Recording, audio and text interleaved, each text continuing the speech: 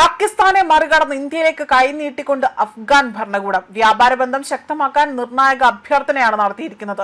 പാകിസ്ഥാനുമായുള്ള അതിർത്തി സംഘർഷവും വ്യാപാര തടസ്സങ്ങളും രൂക്ഷമായതോടുകൂടി തന്നെ ഇന്ത്യയുമായുള്ള സാമ്പത്തിക ബന്ധം ശക്തിപ്പെടുത്താൻ അഫ്ഗാൻ ഭരണകൂടം നിർണായക നീക്കം തുടങ്ങിയിരിക്കുകയാണ്. വർഷങ്ങളായി തന്നെ പാകിസ്ഥാൻ വഴിയാണ് അഫ്ഗാനിസ്ഥാന്റെ വിദേശ വ്യാപാരവും ഇന്ത്യയുമായുള്ള ചരക്ക് നീക്കവും നടക്കുന്നത്.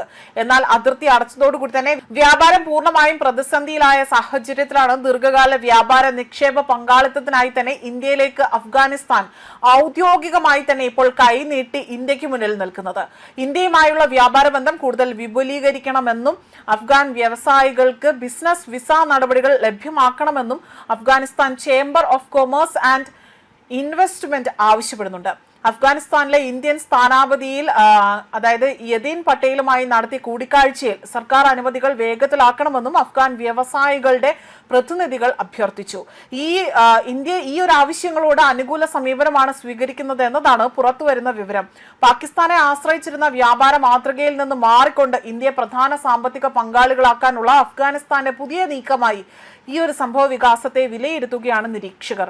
അതുമാത്രമല്ല, അഫ്ഗാനിസ്ഥാൻ പാകിസ്ഥാൻ ട്രാൻസിറ്റ് വ്യാപാരം കുത്തനെ ഇടിഞ്ഞ കണക്കുകൾ പുറത്തു വന്നതിന് പിന്നാലെയാണ് ഈ ഒരു കാര്യം പുറത്തു പറയുന്നത്. അതായത് ഒരു രാജ്യത്തിനുള്ള ഉൽപ്പന്നങ്ങൾ മറ്റൊരു രാജ്യത്ത് എത്തിച്ചുകൊണ്ട് കയറ്റുമതി നടത്താനുള്ള വ്യാപാര രീതിയാണ് ട്രാൻസിറ്റ് എന്നത്.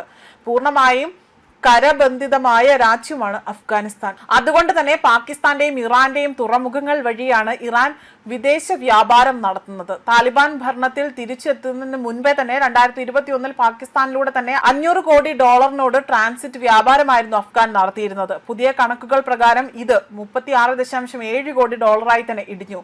ഈ കാലയളവിൽ വ്യാപാരം നടന്ന കണ്ടെയ്നറുകളുടെ എണ്ണം വെറും 89,000-ൽ നിന്ന് 11,592 തന്നെ കുറഞ്ഞതും കണക്കുകൾ സൂചിപ്പിക്കുന്നുണ്ട്. 2025 സുരക്ഷാ കാരണങ്ങൾ ചൂണ്ടിക്കാണിച്ചുകൊണ്ട് അഫ്ഗാൻ അതിർത്തി പാകിസ്ഥാൻ അടച്ചിരുന്നു. അഫ്ഗാൻ അതിർത്തി ഇത്തരത്തിൽ അവിടുത്തെ അധികൃതരാകട്ടെ ഈ സമയത്ത് ഇറാനുമായും ഇന്ത്യയുമായും കൂടുതൽ അടുക്കുകയും ഇതാണ് വ്യാപാര കണക്കുകൾ കുറയാനുള്ള പ്രധാന കാരണമായി പറയുന്നത്. എന്നാൽ പാകിസ്ഥാൻ നിയന്ത്രണങ്ങൾ അവിടെ ഏർപ്പെടുത്തിയതിന് മുൻപേ തന്നെ കണ്ടെയ്നർ നീക്കത്തിൽ കുറവുണ്ട് എന്നതാണ് റിപ്പോർട്ടുകൾ. 2017 സാമ്പത്തിക വർഷത്തിൽ 60,500 കണ്ടെയ്നറുകളാണ് പാകിസ്ഥാനിലൂടെ തന്നെ പോയത്. ഇത് 2021 89,000 വർദ്ധിക്കുകയും ചെയ്തിട്ടുണ്ട്. അതേസമയം 2024 54,114 കണ്ടെയ്നറുകളും 2025 42,559 കണ്ടെയ്നറുകളുമാണ് അഫ്ഗാന്റേതായി തന്നെ പാകിസ്ഥാനിലൂടെ പോയിരിക്കുന്നത്. പാകിസ്ഥാനി തുറമുഖങ്ങളെ ആശ്രയിക്കുന്നത് കുറയ്ക്കാൻ അഫ്ഗാൻ തീരുമാനിച്ചതാണ് വ്യാപാര കണക്കുകൾ കുറച്ചതെന്ന വിലയിരുത്തലടക്കം പുറത്തു വരുന്നുണ്ട്. അതേപോലെ തന്നെ പാക് അഫ്ഗാൻ രാഷ്ട്രീയ തർക്കങ്ങളും ഇതിനിടയിൽ തന്നെ ഉണ്ടാവുകയും ചെയ്തിട്ടുണ്ട്. മാത്രമല്ല, ഇന്ത്യയും അഫ്ഗാനുമായുള്ള വ്യാപാരം മികച്ച രീതിയിൽ മുന്നോട്ട് പോവുകയാണ് എന്നതാണ് കണക്കുകൾ പറയുന്നത്. ഇറാനിൽ ഇന്ത്യൻ നിയന്ത്രണത്തിലുള്ള ചബഹാർ തുറമുഖം വഴിയാണ് അവിടെ വലിയ രീതിയിൽ സാധനങ്ങൾ ഈ അഫ്ഗാനിലേക്ക് എത്തുന്നത്.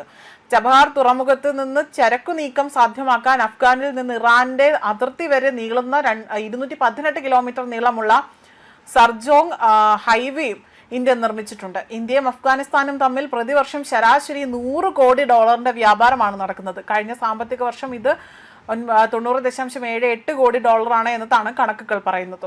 ന്യൂസ് ഡെസ്ക് കർമ്മ ന്യൂസ്.